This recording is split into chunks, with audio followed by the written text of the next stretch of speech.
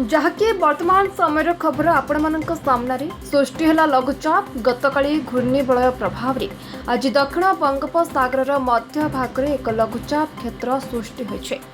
ये 8 तारिख जाए उत्तर पश्चिम दिगरे गति करने सह पश्चिम केन्द्रीय बंगोपसागर परवर्ती 48 घंटा जाए सामान्य उत्तर आड़क गति करने संभावना रही। दक्षिण पूर्व बंगोपसागर और तार पार्श्ववर्ती अंचल वायुमंडल में 5 किलोमीटर उच्चता जाए एक घूर्णिबलय सक्रिय रही।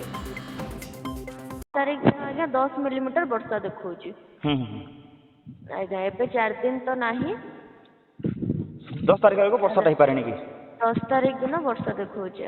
9 तारीख दिन आज्ञा 10 मिलीमीटर वर्षा देखौछि। 9 तारिख दिन 10 मिलीमीटर वर्षा देखौछि।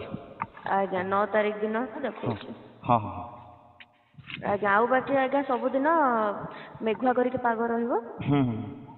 आज्ञा खाली 9 तारीख दिन वर्षा देखो पूर्व आज्ञा 0 मिलीमीटर वर्षा देखो। आज्ञा सर्वाधिक तापमान 40 डिग्री सर्वनिम्न 25 रोचे।